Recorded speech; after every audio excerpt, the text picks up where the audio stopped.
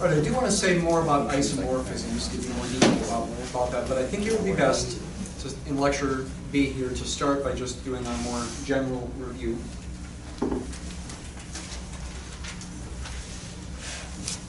So here we have, let's just go through the chapters and remind ourselves what the topics were. And as we go, I might mention some things that I might think about putting on the test.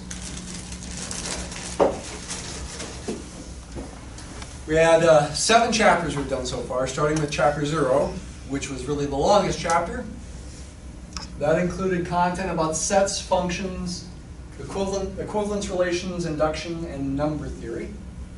There was a lot there. What would be some things that I could test you about there? Well, I could imagine testing you about whether a certain relation is an equivalence relation or not. So you'd have to verify the 3 properties: reflexive, symmetric, and transitive.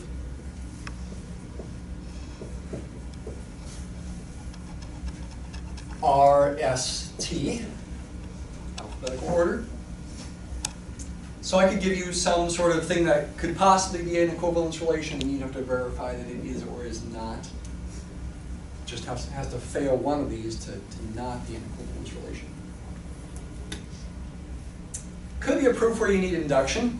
And actually one thing I'm thinking of as an example that we haven't done where you need induction is verifying a property of isomorphisms here.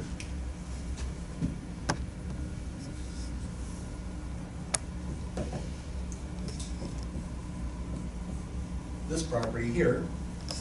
This is on the previous slide that I'm not talking about at the moment, except for this right here. The value of an isomorphism for a power of an element. Property of isomorphisms acting on group elements.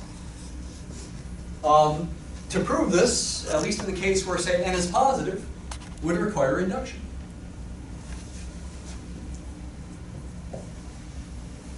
For a positive integer n, base case is easy, n is 1. It's true by definition.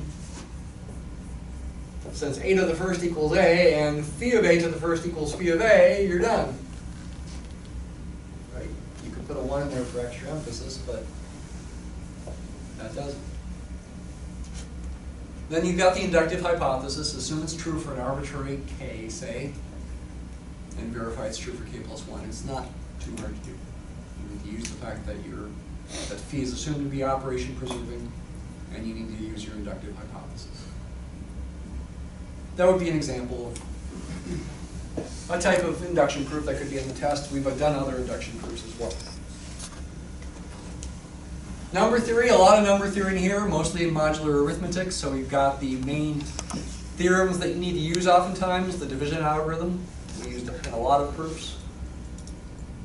GCD is a linear combination theorem we used in a lot of proofs. Euclid's lemma we didn't use so much, but you should know it, and you might need it. Perhaps if you needed it, I would give you a hint that you might need it. Do you remember what it said, Euclid's lemma?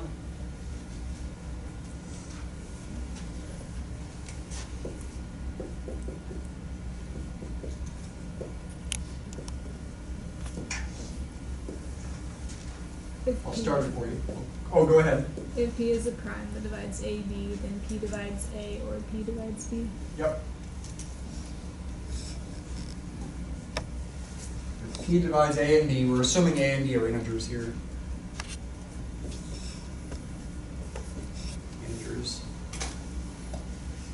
A and B.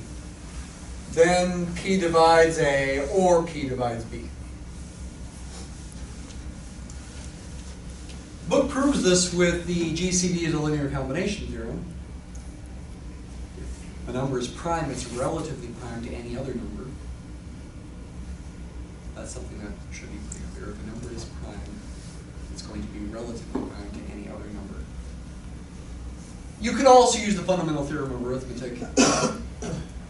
P divides A times B means the prime factorization of A times B has to have at least one factor of P.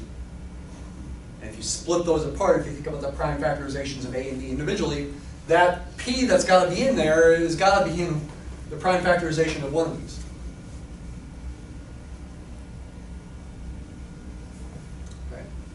thought of another way, if P did not divide A and P did not divide B, so that A and B have, neither A or B has a prime factor of P in it, its prime factorization, then its product would not magically get P as a prime factor either.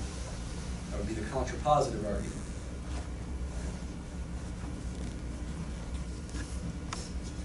And certainly just lots of modular arithmetic calculations and some basic proofs using the division algorithm oftentimes that we have emphasized.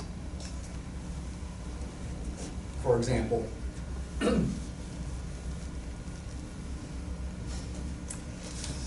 fact that A is congruent to B mod n if and only if n divides B minus A or A minus B. And you could verify that that's an equivalence relation. So understanding what it means and knowing how to verify that's an equivalence relation. Chapter 1 was a shorter chapter, Introduction to Groups, and mainly the textbook's focus was on specific examples, especially the dihedral groups, symmetries of an equilateral triangle and a square in particular, and then a regular n-gon more generally, where the elements were functions and the operation was function composition. Chapter 2, then we get into the actual definition of a group. I think if you look at those old exams, I only glanced at a couple of them. I think I typically did put the definition of a group on the test. Not guaranteeing it for you guys, but I would, if I had to assess a probability, I'd say 80% probability that the definition of a group would be on your test. So you should know it fully. If you do say binary operation, as I've always emphasized, we are going with our textbook and saying that's equivalent to closure. If you want to emphasize the fact that that means closure, it's okay too. I probably won't have you bother saying what a binary operation is, even though it's in the textbook ahead of time. The author emphasizes that. Again, the distinction is some authors say just a binary operation is when you just combine two elements to get a new element. Whether that new element is in the original set or not is an open question. Binary meaning two. Combine two. There are trinary operations, by the way, combining three things to get a single thing. But with our approach, and I will allow this for the exam, binary operation means closure. Notation includes power, regular power notation, and properties of exponents. But it also does include the additive notation. If the group operation is addition, this would be represented as 3a plus 5a equals 8a. And in general, when you write something like 5a, you don't mean 5 times a. You mean, in general, 5 copies of a added to itself. Now, if a were an integer, it would be the same as 5 times a if a were an integer. But in general, when you say 5a, you really mean this. It's not a literal multiplication going on. Foundational properties included things like the sock shoes property, cancellation law, those kinds of things. Chapter 3 got a bit harder. The order of a group, that's not too hard, that's just the number of elements in the group. The order of an element is a little harder. Being the smallest positive integer n, so that you get back to the identity if there is such a smallest positive integer. If there's not such a smallest positive integer, then the order of the element is infinity.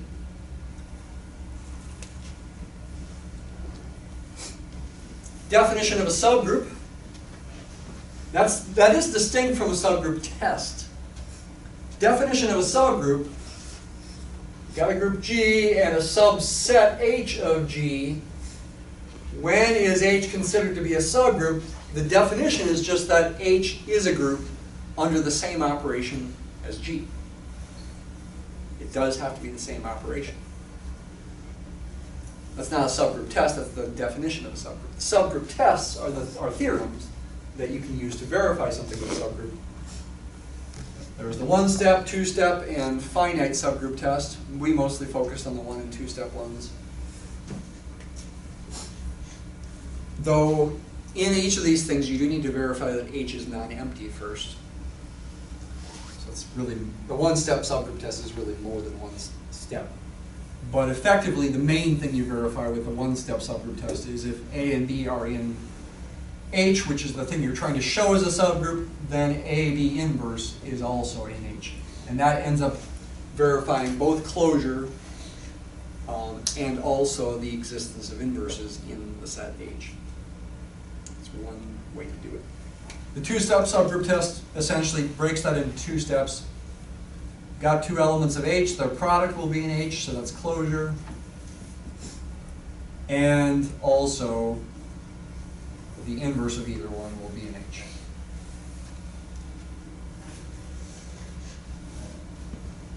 What kinds of examples should you be able to use these subgroup tests for? You should be able to prove that a cyclic group is a cyclic subgroup of a group is in fact a subgroup.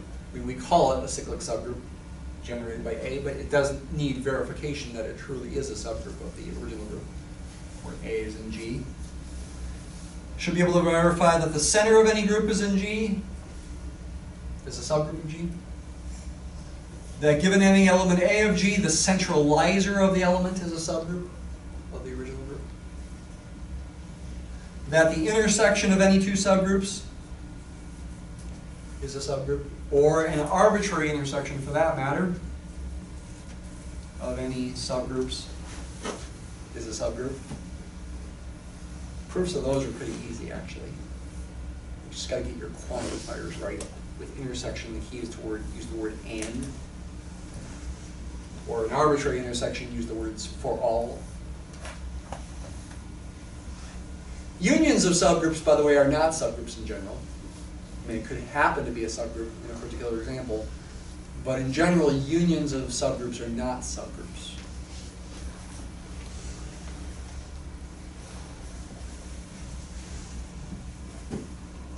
You got a homework problem that I haven't talked about. I do want to talk about it after the exam. In chapter 5, it's number 35, talking about the stabilizer of an element in a set under what's called a group action. Group of permutations acting on the set. And that was something where you should verify the stabilizer is a subgroup of the original group. It's a pretty important example. Again, I haven't talked about it yet. But you should have found that problem not too difficult. Use either the one or two-step subgroup test. That would be another example of the type that could show up on the exam.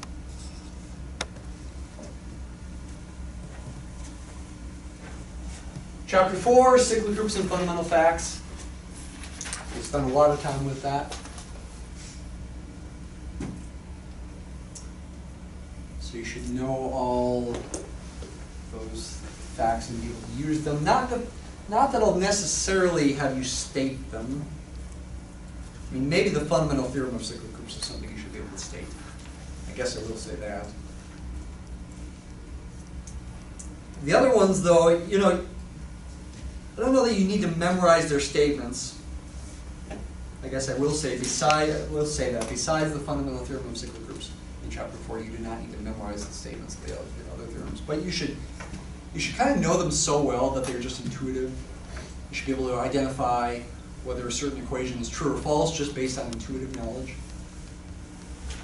For example, if A has order 12, what is the order of A cubed? We did these kinds of things on quizzes. It's 12 divided by the GCD of 3 and 12, which is 12 divided by 3, which is 4, but that would also be the order of A to the 6th, for example. 12 divided by the GCD of, no, sorry, not A to the 6th. 8 to the 9th is what I meant to write.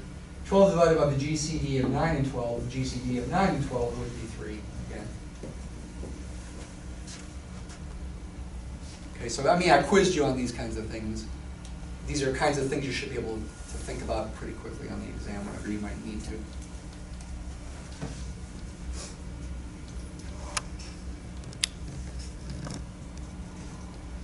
Permutation groups, fundamental facts, as we've talked a lot about here in recent lectures.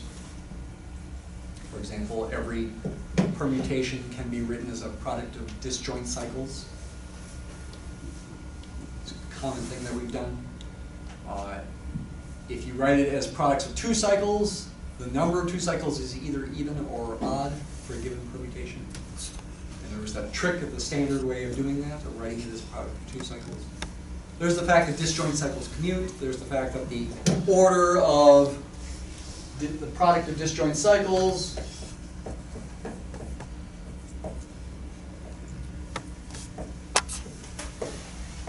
is the least common multiple of the orders of each cycle individually. In this case, that's 12. And that's definitely pretty useful for figuring out, as we've done recently, number of elements of various orders in S4. Or we could do it for S5, say, or S6. That's something you should be able to do.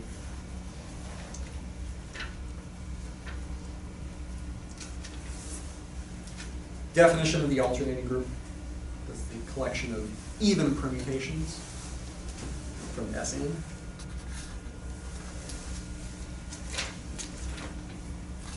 And then the isomorphisms. Pretty much so far all we've had is the definition of an isomorphism. I mean, I did mention this property. Something you should be able to prove. I probably wouldn't have you memorize it. I'd probably say, prove this.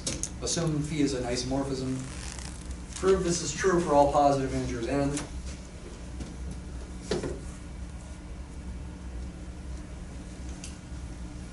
Related to that,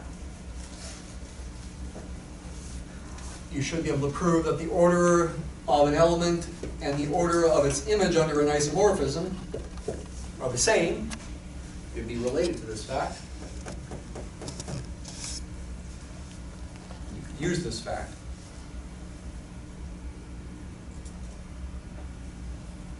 It's not just the fact that when you raise them to the n power you get the identity. There's a little more to say. You assume A has order n. Raising this to the identity is to the n power and getting the identity is not sufficient for finishing the proof. There is a little more to say. Look at the definition of the order of an element. See what I'm talking about. Think about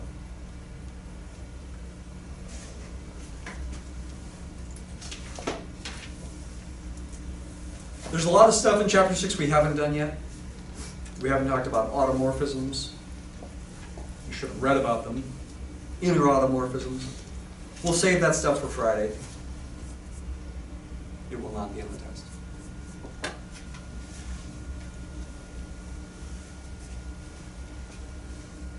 Chapter 6.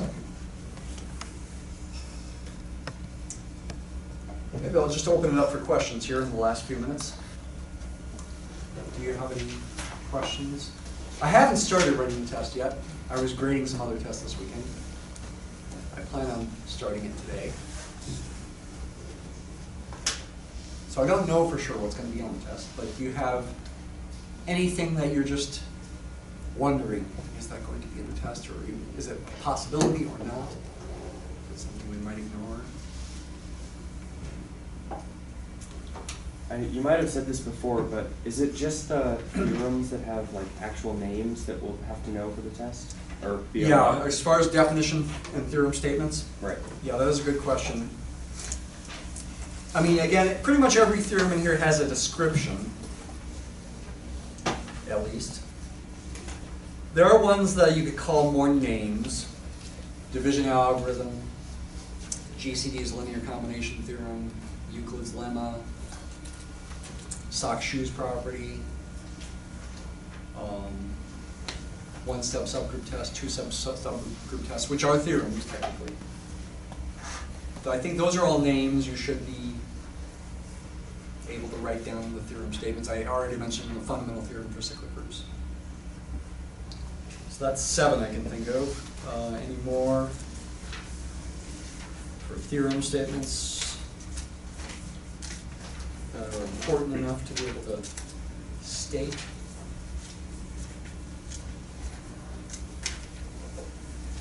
Probably, at first glance, those are the main ones. Those 7 are the main theorem statements.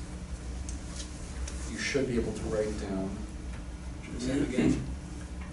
See if I get it right. The same again. Division algorithm, GCD's linear combination theorem, Euclid's lemma, sock shoes, 1-step subgroup test, 2-step subgroup test, fundamental theorem of cyclic groups. Offhand, those are the main 7 I can think of. I might have missed 1 or 2 that have names and are important.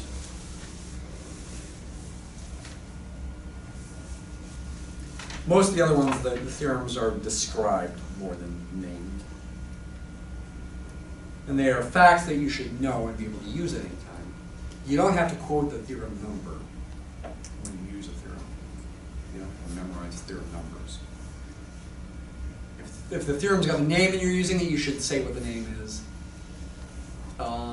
If it's like you're using the fact that disjoint cycles commute, you can just say that. We know disjoint cycles commute. As far as definitions go, what is it, real fundamental ones, what does it mean for one number to divide another? To be a divisor of the other? What does relatively prime mean? It means their GCD is 1. That's the definition.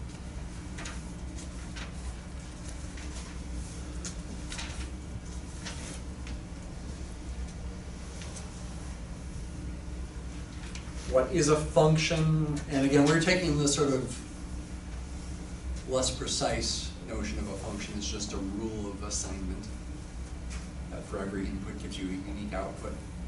What's a one-to-one function? What's an onto function? Those definitions.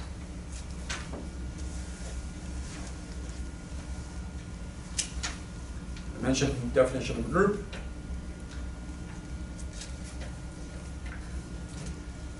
Definition of order of a group, and maybe more importantly, order of an element. Definition of the cyclic subgroup generated by an element. It's a set, it's just the set of all powers of that element. That's the definition. Definition of the center of a group, definition of the centralizer of an element.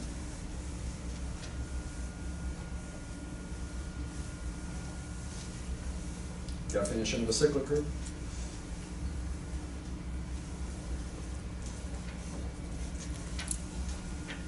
Definition of a permutation group, and in particular Sn.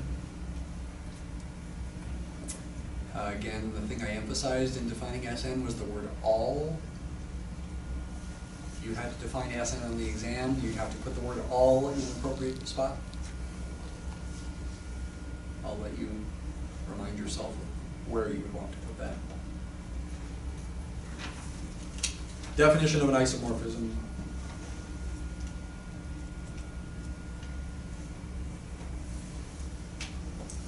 Those are the main definitions that come to mind. Well, definition of what an even permutation is and what an odd permutation is as well.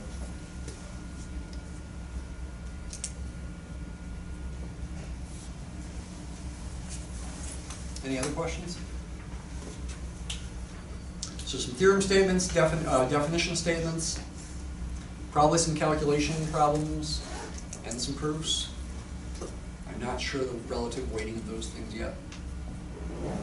If I had to guess about, for example, the weighting of the proofs, I might guess 20 to 30% of the exam proofs. It's just a guess.